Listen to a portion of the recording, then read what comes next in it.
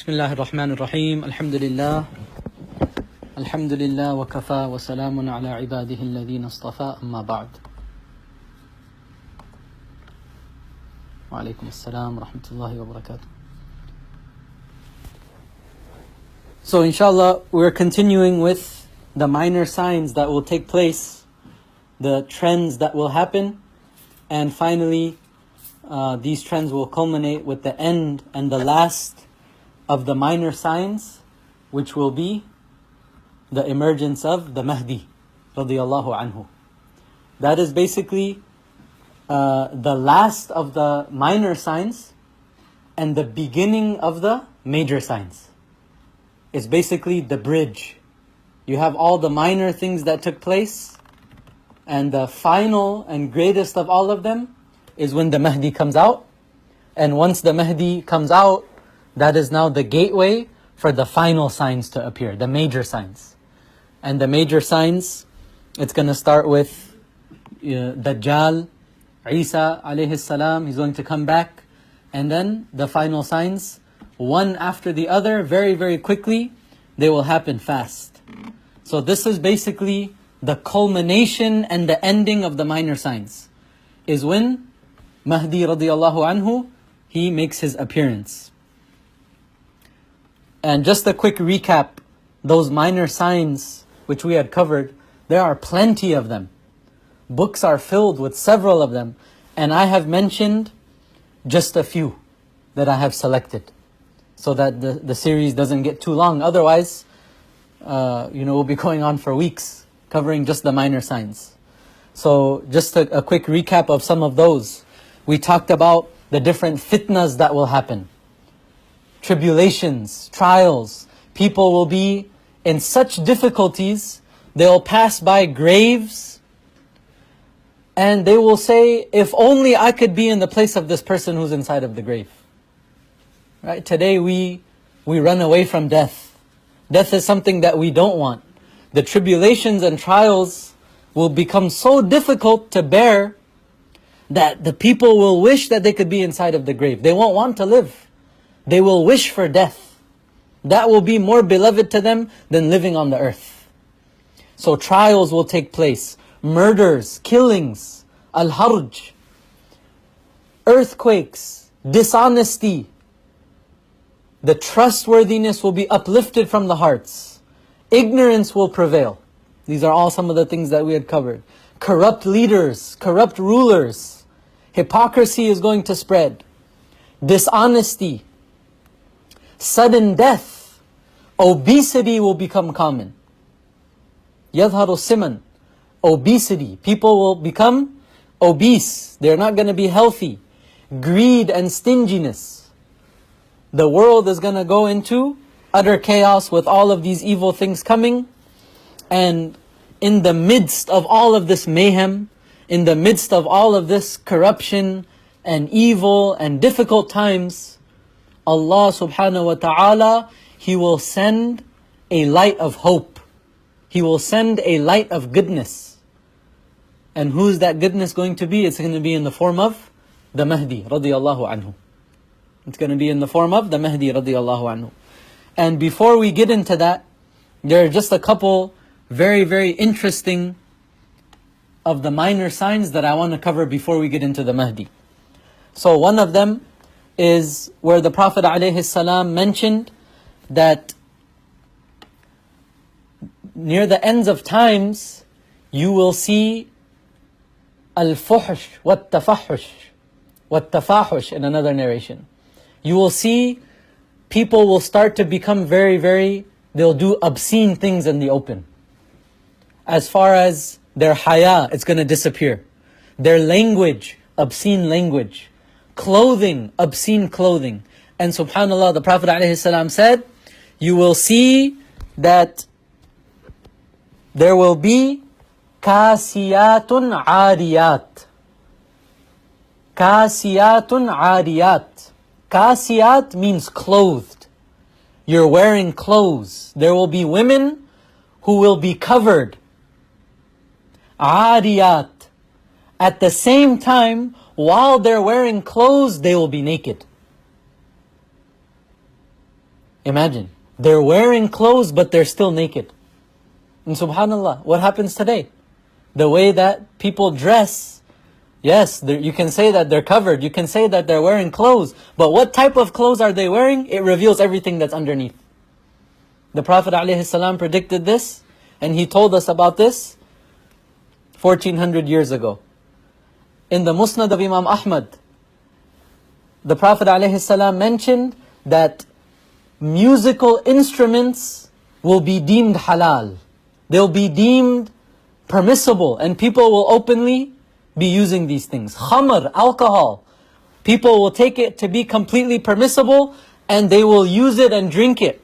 And they'll give it a different name. And the interesting thing is that in the Musnad of Imam Ahmad, rahimahullah, the Prophet ﷺ used these words, يُعْزَفُ عَلَى رُؤُوسِهِمُ الْمَعَازِفِ. يُعْزَفُ عَلَى رُؤُوسِهِمُ الْمَعَازِفِ, which means that the instruments will be played on their heads. The instruments and the music will be played on their heads. Now, wallahu a'lam what that means. I'm not going to say that this is exactly what it means. But think about it. When you put on headphones and earphones, where's the music buzzing? It's on your head.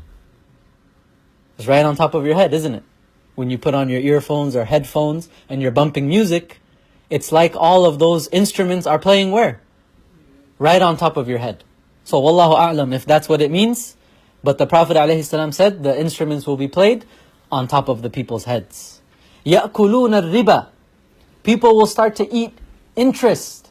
The money of interest, they'll start eating. Nobody will care. أَمِنَ الْحَلَالِ أَمْ مِنَ الْحَرَامِ. Where the source of income, when the person comes you can open. Where the source of income is coming from, no care. As long as it's money and it's coming into your hands, accept it, wherever it's come from. That's how people will be. And those that do not eat riba, interest, those that try their best to avoid and abstain, they will not be able to completely avoid. What did the Prophet ﷺ say? He said, يُصِيبُهُ مِنْ غُبَارِهِ. From the dust, so to say, like the dust of the interest dealings, that dust will fall on the person's clothes. So although you'll try and avoid it, you won't eat it yourself, but to a degree, the dust of those transactions will afflict you still. Right? So no matter how hard you try and avoid, where's your money coming from? It's still coming from the bank. All interest dealings. Right? You want to, make a dealing, you have to use your card. Your debit card, your credit card. All of these have dealings and backgrounds with interest and riba. The next hadith, the Prophet ﷺ mentioned that تَقِيءُ الْأَرْضُ أَفْلَاذَ كَبِدِهَا, that the earth will vomit out the treasures of its liver. In other words, what's inside of the earth, the treasures that are in the earth will vomit it out. It will spit it out. It will throw it up as if it's vomiting. Right? And subhanAllah, what do you see today? The greatest, treasure of the modern day, more valuable than gold. They call it black gold. What is black gold? The oil. The earth will spit it out, and that's going to become There's also like a scientific understanding of this as well. That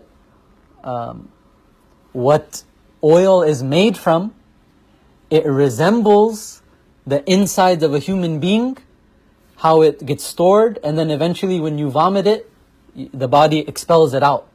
And it acts in a very similar way how oil comes out from the earth. Can you just make sure the doors are closed? Both of them, the front one and this one. We also mentioned that business will become rampant. يَفْشُ التِّجَارَةِ. Right? And we all know how that goes on Amazon and with your phone.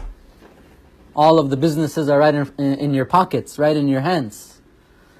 But the interesting thing is that the Prophet ﷺ, he also said, تَتَّجِرُ الْمَرْأَةُ وَزَوْجُهَا, that business will become so rampant that even the wives of people will aid and assist them in their businesses. This was not something that was normal back in the days. Back in the days, women stayed home. They took care of their families. They took care of the children. They took care of their homes. And the men were the sole breadwinners. It was not common. And the Prophet ﷺ said the time would come that it would be something that's very, very common. And that's what we see today. Right? Most people, there are two people working in the house. And then the Prophet ﷺ, he also mentioned that يُلْتَمَسُ الْعِلْمُ مِنَ الْأَصَاغِرِ, that knowledge will be sought from small people, from insignificant people. And what exactly does that mean? The ulama have given many different interpretations what that could mean. And this is also connected with the next part. So I'm going to mention the next part also. Qiyamah will not come until a time will come, يَنْطِقُ فِيهَا الرُّوَيْبِضَةِ.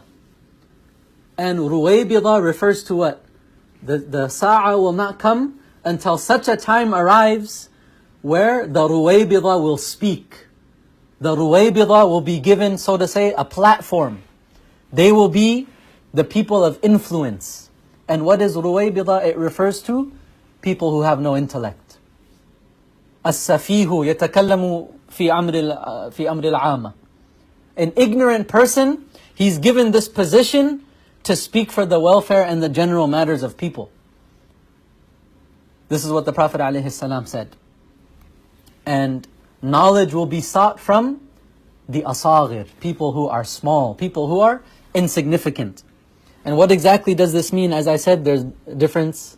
What many ulama have mentioned is that it means people will seek knowledge from those who have no chain of authority. They have no chain of transmission going back to the Prophet ﷺ. They have no teachers. They have no actual methodology behind what they've learned. They've just picked up a few books. They've maybe listened to a few lectures on YouTube. And mashallah, now they are the Shaykh al-Hadith of the town. They're the Mufti Google of their city. Why? Just because they picked up a few random books. They learned a few Arabic sentences. You know, they might have learned a few things here and there. And they're now issuing fatwas to the communities. Ruwaybida. And subhanAllah, this is what you see very, very common. That where people will seek ilm from, where will people seek knowledge from? Person who is intelligent, if you want authentic knowledge, you will go to an authentic source. You will go to someone who knows. You will go to a place where you get authentic knowledge. But today, automatic source is where? Google, Facebook. Scroll through all the comments. MashaAllah. The best source ever, what random people are saying on the comments of Facebook posts. And that's where we get our ilm from. And then on top of that, you'll have, MashaAllah, people that are answering all the fatwas, Shaykh Facebook, Mufti Facebook. It's like their duty. More important than salah, more important than everything else. I have to answer every question and write a rebuttal and refute everything that I see which is on the internet. This was not the practice of our salaf. This was not the way of our pious predecessors. That's why Imam Shafi'i rahimahullah, he said, I've never debated an alim except that I've won the debate. But I've never debated with a jahil, with an ignorant person, except that I've lost. That's not you can't win. Whatever you say is going above his head. They don't understand principles. They don't understand usul. They don't understand all of these things. So what's the point? But this is what people will waste hours and hours and hours getting so-called knowledge from where? People who have not actually understood the deen of Allah subhanahu wa ta'ala. So these were some of the minor signs. You'll have the tribulations. You will have all the fitan. There will be killings. There will be murders. There will be widespread ignorance. There will be no knowledge. Ulama will be uplifted. There will be lots of turmoil and things will be going very, very bad. And in the midst of all of this, Allah subhanahu wa ta'ala will shed a beacon of light, the light of hope, which will be the Mahdi radiyallahu anhu. Now, some of you might have noticed that when I say the Mahdi, I say radiyallahu anhu, and I'm not saying alayhi salam. What is the reason for that? I'm not saying that it's impermissible. I'm not giving a fatwa here, but there are certain groups that believe the Mahdi to be like a prophet, to be their final imam, to be infallible, and they use alayhi salam for that reason. So we must distinguish who is the correct Mahdi and differentiate between those people who want to hijack the authentic Mahdi by mentioning that he's radiyallahu anhu. He is not an infallible prophet or one of the 12 imams as some people would like to allege. So some ulama have also mentioned that saddan lil bab, just for the sake of not spreading confusion, it's better not even to refer to him as imam. Because people out there, they have the incorrect understanding of imam. That imam might be one of the 12 who are infallible, which is the incorrect belief. So instead of calling him Imam Mahdi alayhi salam, it's more appropriate to say Al-Khalifa Al-Mahdi, the Khalifa Mahdi, or you can say the Mahdi radiyallahu anhu. So who exactly is he? What type of person is he? Where is he going to come from? These are some of the things, inshallah, which we're going to discuss. So firstly, let's look at the narration of Abu Dawood, where the Prophet ﷺ says that if there were to only be one day remaining on the earth before Qiyamah, only one day left, then what would Allah subhanahu wa ta'ala do? Allah would prolong that day and make it so long to ensure that the Mahdi would come out. The Mahdi would come out and he would fulfill his mission. Allah would prolong that day just to make sure that this happens. So what does that show you? That shows you that this is a very, very important sign. This is a very, very important occurrence. And the Mahdi radiyallahu anhu and his mission and his job, what he's going to fulfill, it's a very, very important task. And in a nutshell, what is he going to do? He is basically going to pave the way. He's the trailblazer. He's going to pave the way for Sayyidina Isa alayhi salam to finally come down. So the earth, which is going to be full of its turmoil, full of its corruption, full of all of the evil things that are there, the Mahdi radiyallahu anhu, he will come down. Not come down, but he's going to appear, make his emergence. And the corruption will be changed into goodness. The difficulties will be changed into ease. And the ummah will experience a very, very blessed time of goodness and ease. And this will pave the way for Isa alayhi salam to come down. And that's when the Dajjal will come and the final things will take place at that time. The Prophet ﷺ mentioned some of the description of the Mahdi radiyallahu anhu. And he says that the Mahdi is rajulan minni aw min ahli bayti. So he is going to be a descendant of the Prophet ﷺ. He's going to be from the Ahlul Bayt. Specifically from the family of Ali radiyallahu anhu, Fatima radiyallahu anha. And according to the correct opinion, from the two sons, Hassan and Hussein radiyallahu anhum, he will be from the lineage of Hassan radiyallahu anhu. his name will match my name. His father's name will match the name of my father. So his name will be Muhammad. The name of Prophet ﷺ's father was Abdullah. So the Mahdi's name will be Muhammad ibn Abdullah. Muhammad, the son of Abdullah. So what is Mahdi then? If his name is Muhammad ibn Abdullah, then what is Mahdi? Mahdi is his title. And what does Mahdi mean? Mahdi comes from Hada Yahdi. Mahdi is the maf'ul, the person that has been guided. Mahdi, the person who has received guidance. That is his title. And the Prophet ﷺ, he has used this word for other people as well. The four khulafa, the four great khulafa, Abu Bakr, Umar, Uthman, Ali, radiyallahu anhum ajma'een, the Prophet ﷺ referred to them as the khulafa rashideen al-Mahdiyin, the plural of Mahdi. So they were like four Mahdis, four rightly guided people. And this is the Mahdi. The Mahdi means he's the one that is anticipated. He's the one that people will be waiting for near the ends of times and towards the time of Qiyamah. The Prophet ﷺ mentions he will fill the earth with justice.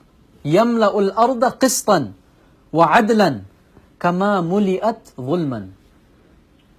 Just like the earth was filled with oppression, when the Mahdi comes, he will fill it with peace and he will fill it with justice. And it's mentioned he will be on the earth, or he will come as the Mahdi. How long will he rule? 7, 8 or 9 years, according to the different riwayat. Either 7, 8 or 9 years he will rule on the earth. And another interesting point is that, as we mentioned, he is from the lineage of Hassan radiyallahu anhu. And if you guys remember, in the beginning of the series, we mentioned that one of the signs was Hassan radiyallahu anhu reconciling between two great factions of the ummah. And what was that whole incident? Anyone remembers? Hassan radiyallahu anhu, what he did? The leadership incident. So he basically gave up the khilafah. He gave up being the leader of the Muslims over the dispute because he didn't want any corruption. He didn't want any evil to be spread. He didn't want any fighting to take place in between the ummah. So he gave up that position and he abandoned it for the sake of Allah subhanahu wa ta'ala, so that fighting does not take place in the ummah. And as we know, the sunnah of Allah subhanahu wa ta'ala is what? When you give up something for the sake of Allah subhanahu wa ta'ala, then what happens? Allah will give you better in return. Don't think that if you leave something for Allah's sake, you're going to leave empty-handed. Never. You give something for Allah, Allah will fill your hands with much better than that. You will never leave empty-handed. Always remember this. Whatever you leave for the sake of Allah, Allah has something better in store for you. Never feel like you're going to miss out. That's what some people feel. You know what, if I don't do this, if I don't do that, I'm going to be missing out. I'm going to miss out on what everybody else is doing. I'm going to miss out on all the fun. You're not missing anything. Allah has much better in store for you. So, look at this. The khilafat that Hassan radiyallahu anhu gave up was what? A few Muslims. Very, very good Muslims, but they were few in number and it was restricted. But when the Mahdi comes, his khilafah and his rule will be where? The whole world. The whole world will be in control. And it's mentioned, Ibn Kathir rahimahullah says, that there were 4 people that ruled the entire earth. 2 of them believers, 2 of them disbelievers. The 2 who were disbelievers, Namrud and Bukht Nasr. 2 disbelievers. And as far as the believers, one of them is Sulaiman alayhi salam, and the other one will be eventually the Mahdi. So look, you give something for Allah, Allah fills your hands with much more in return. Allah will give you a lot better.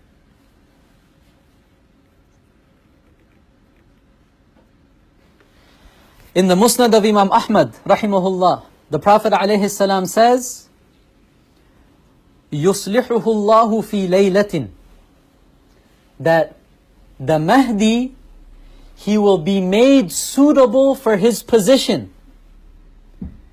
He will be made prepared for this position. In how long? How much time? A single night, Allah will prepare him for this position. And what does that show you? That before this one night, he's not ready to be the Mahdi. He's not in the position to be the Mahdi. He hasn't reached that darajah, he hasn't reached that level yet. But in a single night, Allah subhanahu wa ta'ala, whatever He decrees in that night to happen will happen. And by the morning, Mahdi will now be at that spiritual state that he's ready to fulfill his task. Yes? Would that be wahi or ilham? Ilham, not wahi. Yeah. So, what does this show us, dear brothers and sisters that are listening?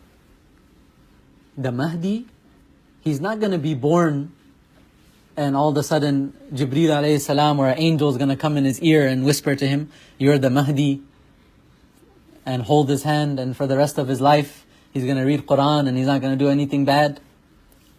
No. In a single night, Allah will change his heart. Allah subhanahu wa ta'ala will make him suitable. يُصْلِحُهُ اللَّهُ فِي لَيْلَةٍ.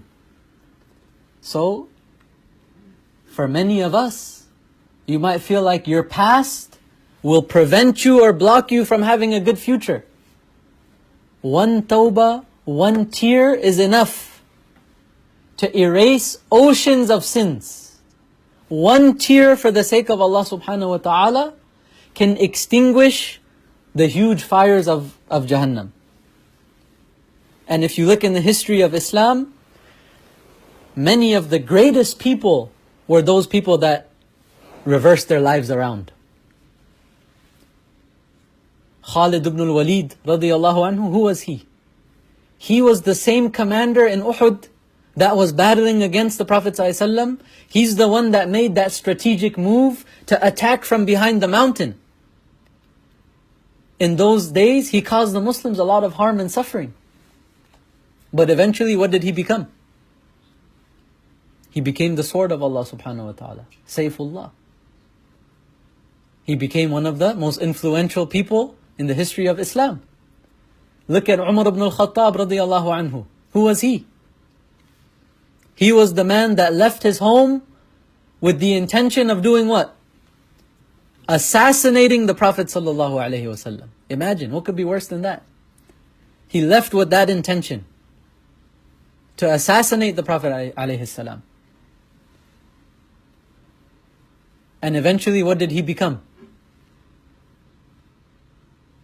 He was the one that was giving life to the whole ummah. He wanted to take the life of Islam. And eventually, what was he doing? He was giving life to Islam, so to say, metaphorically. So, the Mahdi, in a single night, Allah subhanahu wa ta'ala will prepare him.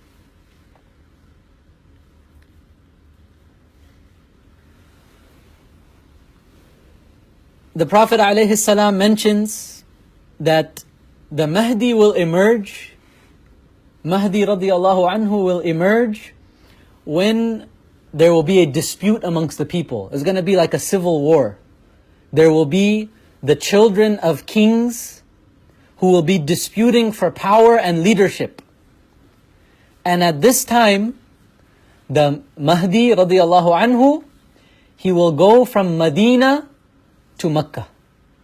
He will be forced to exit Medina and eventually enter Mecca. Because this dispute and the civil war between the people is taking place, so he will be forced out. And he will eventually go to Mecca. And he will seek refuge inside of the Kaaba for protection. And during this time, the Prophet ﷺ mentioned, there will be people from the Banu Kalb, they will come from Sham, and they're going to be trying to attack the Kaaba, and they'll be going for the Mahdi, who's seeking refuge inside. And they will eventually come to a place called Bayda, which is an area between Mecca and Medina. And once they enter this valley, this place called Bayda, what will happen to them there? يُخْسَفُ بِأَوَّلِهِمْ وَآخِرِهِمْ. The earth will literally open up and it will swallow these people whole. From the beginning to the end, they will be swallowed completely in this place called Bayda before they can reach Mecca. Another thing we learn, brothers and sisters, is that don't always look at the means. Don't always look at what's in your hands. Don't always look at what's in your pockets. Look at what is with Allah subhanahu wa ta'ala. Because wallahi, what's in your hands and what's in your pockets, if you're not on good terms between yourself and Allah, Allah can snatch that from you in the blink of an eye. And we see it happen to many people. We see it happen to many people, here and around the globe. One sickness you get, that one hospital bill, your whole life savings is gone. Never depend on what's in your hand, never depend on yourself. Rely solely on Allah subhanahu wa ta'ala. So, Mahdi radiallahu anhu, he will first be a person who's doing what? Yeah, I told you guys, eventually he's going to be one of the 4 people that had dominion over the whole world. But initially, what is he doing? He's hiding. He's running away from Medina to Mecca. He's hiding, he's seeking refuge. Which army stopped the Banu Kalb, will stop the Banu Kalb from coming near him? Which army? There is no army. It's Allah subhanahu wa ta'ala's divine protection. The earth will open up and swallow these people whole. So you must believe. You must always have faith and iman. Don't look at the means. Allah's promise is true. If you are doing good and you are doing what's right, Allah will take care of you. Allah subhanahu wa ta'ala will take care of you. Many people, they say, if I don't talk to the opposite gender, and if I don't kind of reveal myself a little bit, how am I going to get married? Right? How am I going to get married? I have to have a profile and this and message here and there and text here and there. Otherwise, I'm not going to get married. Don't put your trust on these apps. Don't put your trust on disobeying Allah subhanahu wa ta'ala. Put your trust in Allah. And Allah subhanahu wa ta'ala will facilitate, and He will make muqaddar for you, He will decree for you exactly who's going to be a good person in your life, inshaAllah. If you keep yourself clean, and you keep yourself honest, and you keep yourself true for the sake of Allah subhanahu wa ta'ala, Allah will open those doors for you. Allah will facilitate for you. So eventually, when Mahdi radiallahu anhu is there at the Kaaba, between the Hajar Aswad and between the Maqam Ibrahim, right near the door of the Kaaba, in that area, the people will recognize him and they will take the bay'ah with him. They will give the allegiance that you're the Mahdi, we're your people, and this is it. We're here to obey you and follow whatever you say. And in the beginning, the Mahdi radiallahu anhu, he will tell the people, get away from me. I don't want to be no Khalifa. I don't want to be no Imam. I don't want to be no leader. Go away. I don't know what you guys are talking about. Leave me. And the people, it says in the hadith, وَهُوَ كَارِهٌ لَهُ. He's going to dislike that. And eventually the people will force him.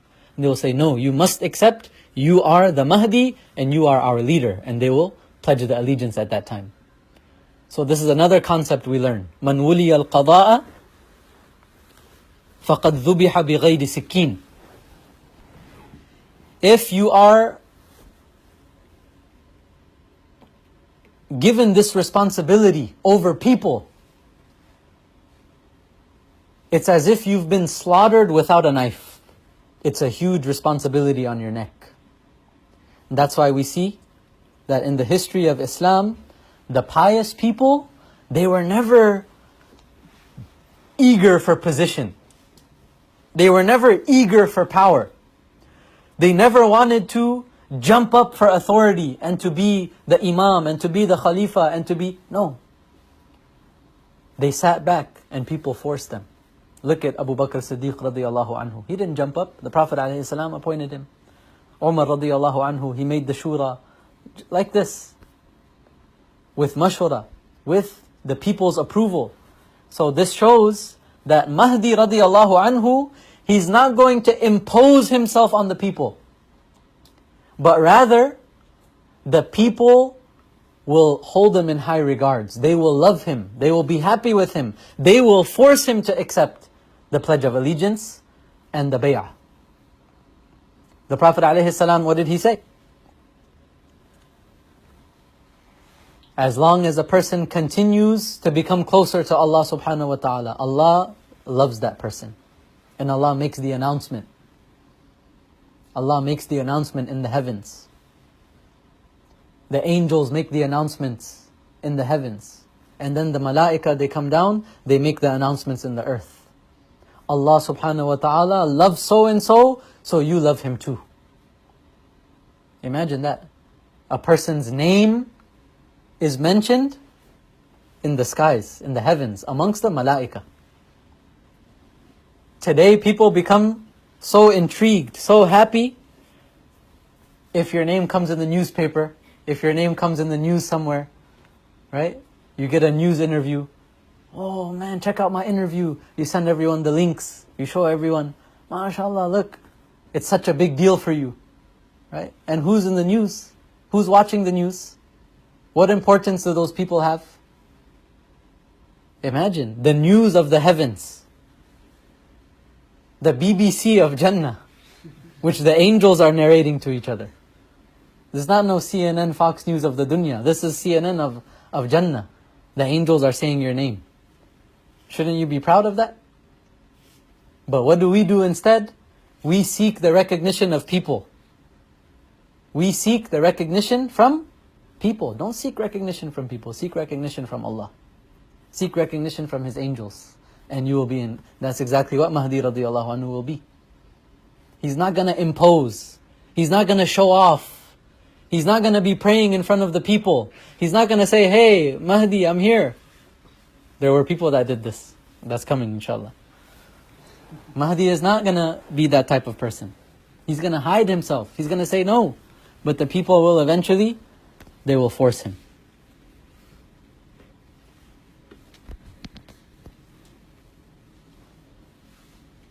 Eventually, once Mahdi radiallahu anhu comes out, the Prophet ﷺ said that you will see black flags coming out from the east. And in some riwayat and in some narrations, the Prophet ﷺ specifically mentioned from the land of Khurasan. And Khurasan is basically modern day Afghanistan, Iran, Tajikistan, Uzbekistan, that area. There will be a big army that will come out from there. And some of the narrations mention the leader of that place, his name will be Harith ibn Harith, and the commander of that army, which will come from Khurasan, his name is Mansur. Some of the riwayat mention this. This huge army, they're going to come from Khurasan, and they will link up with the Mahdi radiallahu anhu in Makkah. And The Prophet ﷺ mentioned, when you see this emergence of the Mahdi radiallahu anhu, then quickly go and pledge your allegiance to him. Make your bay'ah with him. Even if you have to crawl over ice, even if you have to crawl over snow, once you see that he has come out and he has emerged, your duty is to join him. And once he comes out and he appears, he's going to establish the justice in the earth. And there are many riwayat, many narrations that mention how Allah will give him victory over many lands. Baytul Maqdis, Jerusalem, Qurtuba, Spain, Europe, and eventually Constantinople, which is going to be the final place. And from there, that is when the Dajjal will come out. So he's going to conquer all of these lands which are going to be very, very disputed. And lots of wealth will come in. So much wealth like the ummah has never seen before. And it's mentioned that when people will come to Mahdi radiallahu anhu and they will say, give us some of the wealth, some of the spoils of the war, etc., etc. He will give them so much, give them so much, give them so much, give them so much, they won't be able to carry it in the big cloth that they've brought. Basically, enough that they could carry. Otherwise, he would have kept giving. So it's a time of great affluence. Things will go very, very well. Things will be going very, very smooth. And during his time, you will have what's called Al-Malhamatul Kubra. Al-Malhamatul Kubra, the biggest battle. The big battle. Lam yura mithluha. Some narrations mention, no battle has ever been seen like this. They call it, what do they call it? Someone help me here.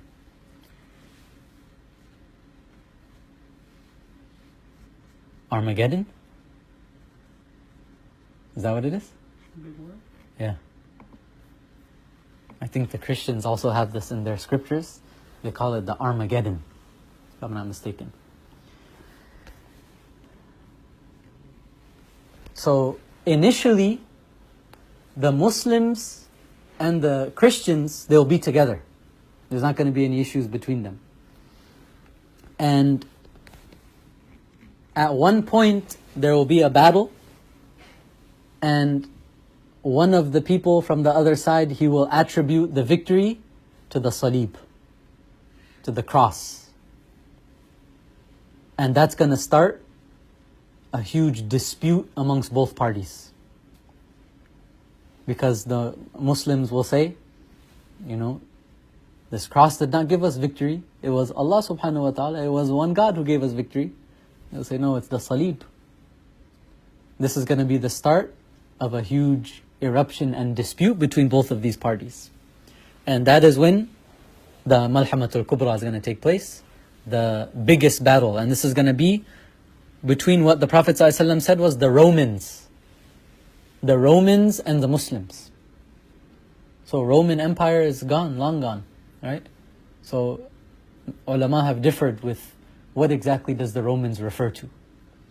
And most of them have said the people that have inherited the Roman practices, the Roman legacy. They've taken after the original Romans and followed in their footsteps. So wallahu a'lam who that means. Possibly, Europe. Wallahu a'lam. So Rasulullah ﷺ said that once this huge battle takes place, it's going to be so big that any bird that flies over, saqatat mayyatan. It's going to fall down and it's going to be dead. It's finished. And the name itself, malhama, this comes from like cloths. When you sew a cloth together, the, what do you call the little strings? The threads, they're so intertwined. They're so close to each other, right? They're crossing each other. So the battle, it's like a malhama. That means the armies are going to be like intertwined, crossing into each other. It's not like one side is 50 miles here and the other one is 50 miles there. No, they're going to be up in each other's faces. They're going to be intertwined right at the throats of each other. And the Prophet ﷺ mentioned that in this big battle, 1/3 of the Muslims, they will flee. لا يتوب الله عليهم أبدا. Allah subhanahu wa ta'ala will never forgive them. They will flee. They'll turn on their heels. 1/3 of them, they will become shuhada. And Rasulullah ﷺ mentioned that these people will be min afdal shuhada'i inda Allah. From amongst the most virtuous of shuhada, of martyrs, will be these people. And the remaining 1/3, Allah subhanahu wa ta'ala will grant them victory. And then from here, you will get more victories all around. Baytul Maqdis, Jerusalem, Masjid al-Aqsa, all of these areas. Spain is going to keep going. And eventually, it's going to reach Constantinople, which is modern day. What's Constantinople, guys? Istanbul. So, it's mentioned about Istanbul, they will not fire any arrows. They will not strike any swords on Istanbul. The 3 sides of Istanbul, they will go, La ilaha illallah, Allahu Akbar. One side of it will crumble down. You'll go to the other side, La ilaha illallah, Allahu Akbar. That side will crumble down. La ilaha illallah, Allahu Akbar.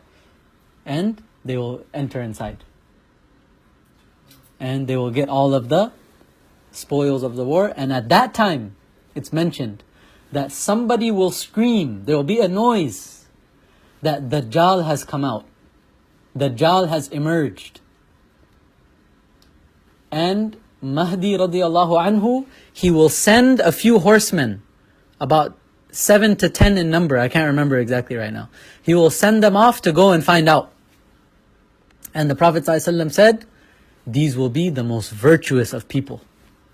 And Rasulullah ﷺ said, in other words, I know who they are, what they look like, the names of their fathers. I know exactly who those people are. Very, very virtuous people. They will go out in search of, if Dajjal is actually there. But that initial cry, or that initial call or claim that Dajjal came out, it's going to be a false claim. So once they come out, they're going to say, oh, it was a false claim. Fake news. Fake propaganda. And as they're coming back, Dajjal will really come out. He will really make his appearance. After that first initial false appearance. With regards to the horsemen, the Prophet ﷺ said, I know their names, the names of their fathers, and I even know the colors of their horses.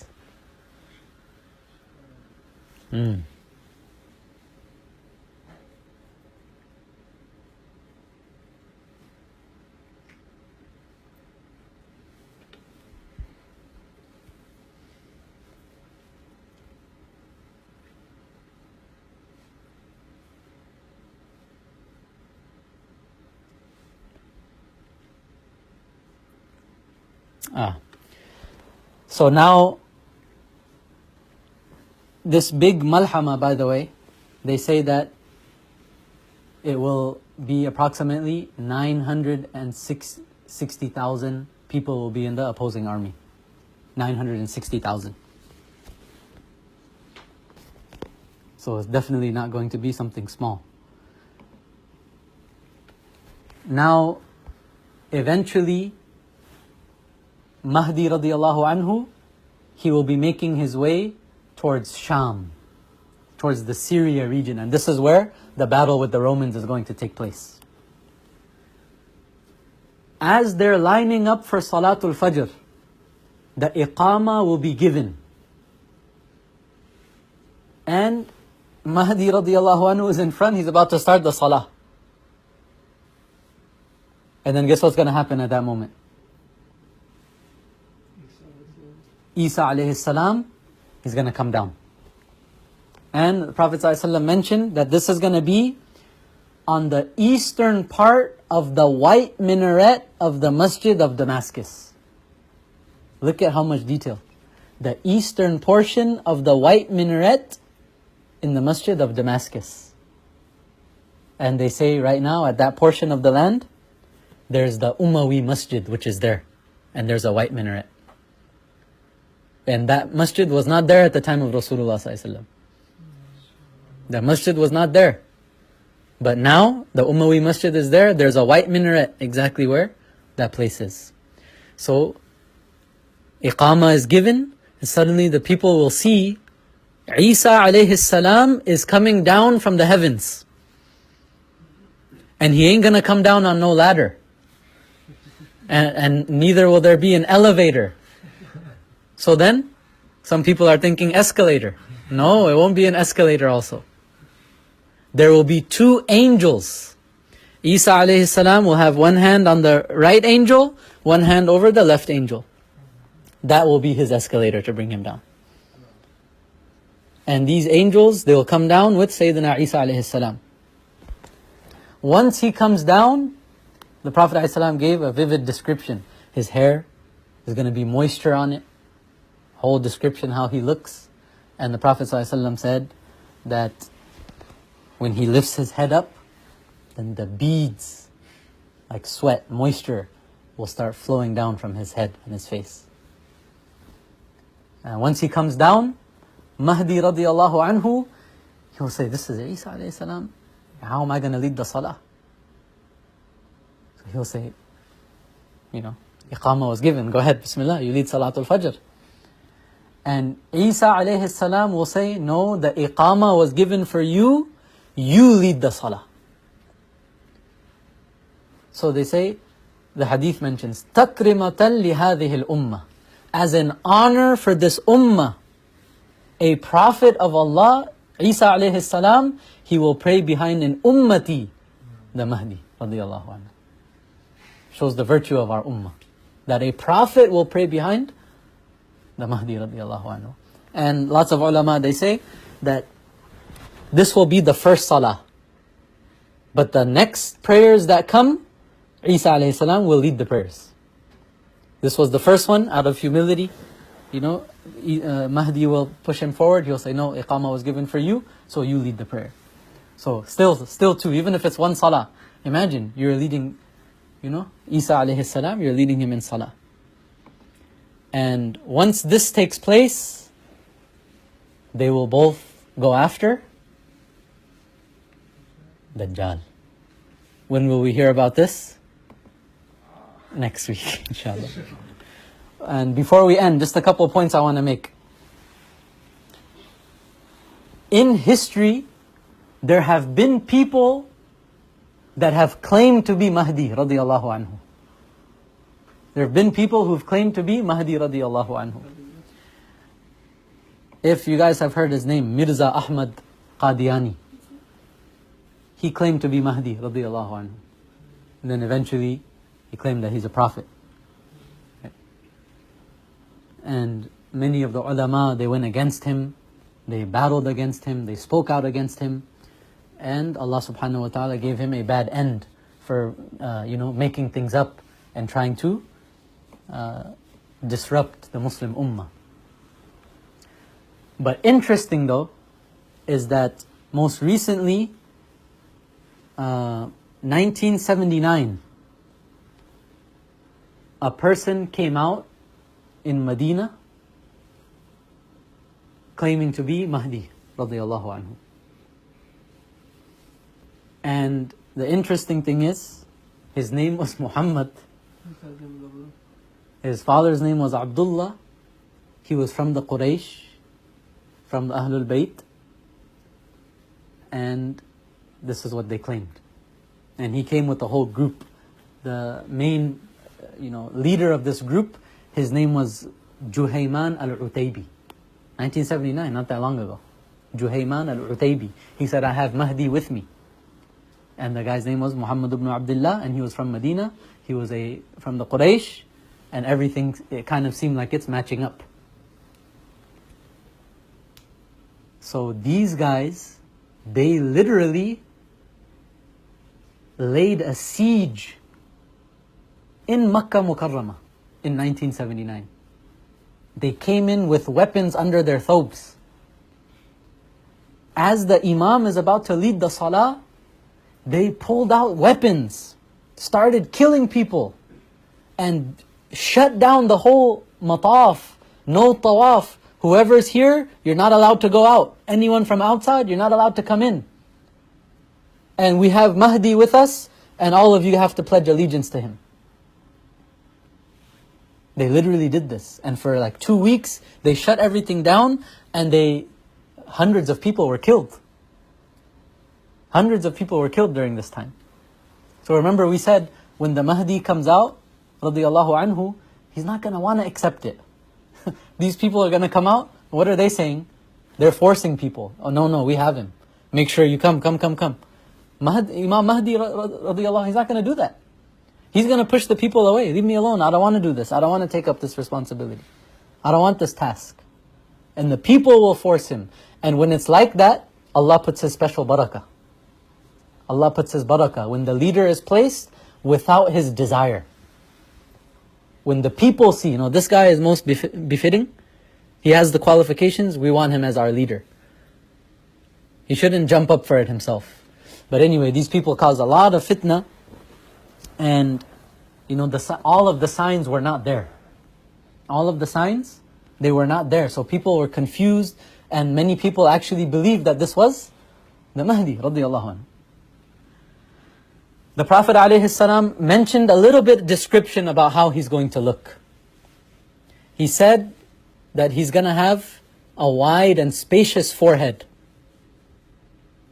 His nose will be long with a sharp end. And Rasulullah ﷺ said, he will resemble me in characteristics and qualities, but he will not resemble me in appearance. He'll resemble me in character, but he will not resemble me in physical appearance. So these are things that we should know. If someone claims that they're Mahdi radiyallahu anhu, you know some of the signs now, and it could be tricky. That's why it's very, very important. Always stick with the jama'ah. Stick with the majority of your ulama and your scholars. Do not go to Facebook comments. Someone's going to put their name there. Muhammad ibn Abdullah. Description, who am I? I am Mahdi. And the other one was like a joke. Everyone can tell. The guy went on Zakir Naik's Peace TV program. And, it's like Q&A time. So he's like, yes, brother, come ask your question. He gets the mic and he goes, Assalamu alaikum. I just want to let everyone know, I am Imam Mehendi. Imam Mehendi. Mehendi means henna. You know, what is henna in English? Henna. Henna, the dye. He said, I am Imam Mehendi. And the people are just like shocked. I said, what do we say? Just like shocked, what do we say? And they said, Mahdi will speak Arabic. Do you know Arabic? He says, yes, I know Arabic. Alhamdulillahi Rabbil Alameen, Ar-Rahman Ar-Rahim, Maliki Yawmiddin. And that was the end of it. Before we finish, last point that I want to make is Mahdi radiyallahu anhu, as we mentioned, this is his title. And why is he given this title? Is because he's going to be guided. Where does guidance come from? Allah subhanahu wa ta'ala. Taught to us by Rasulullah sallallahu alayhi wasallam. So, if you want to follow Mahdi radiyallahu anhu, you don't need to wait. You can follow him now. You can follow him when? Now. You can follow him tonight. How? Follow the guidance of Allah and His Rasul sallallahu alayhi wasallam. Because that's the same thing that he's going to be following. His title is based on guidance. If you follow guidance, you're in the footsteps of Mahdi radiyallahu anhu. Some people, they feel and they think, my whole life I can waste. My youth, I can wait. I can do whatever I want. But when the time comes, if Mahdi comes in my lifetime, I'm just going to jump out of my trance. I'm going to wake up from my sleep, and I'm going to be the first guy on the, I'm going to be the first to give my hand there. It's not the way it works. The first people who will go there are the people that have been following Mahdi for years before that. They've been following guidance. They've been following the Prophet ﷺ. So, all of these armies and these battles and these things, we think of it as the future. No, it's happening right now. What are you choosing in your life? If you're choosing hidayah, you are Mahdi. You are guided if you're choosing hidayah. But if you're choosing batil, you're choosing ignorance, you're choosing evil, then what have you done? You've allowed Dajjal into your life. You're on the wrong army. You're on the wrong side. You're on the wrong borders. So every one of us, we should think about this. In our daily lives, are we more in accordance with hidayah, with Mahdi, or are we more in accordance with the attributes of Dajjal and misguidance? That is a big sign for all of us, that if that time were to come upon us, which side would we be on? May Allah subhanahu wa ta'ala guide us all, give us tawfiq, give us istiqamah, and keep us steadfast, inshallah.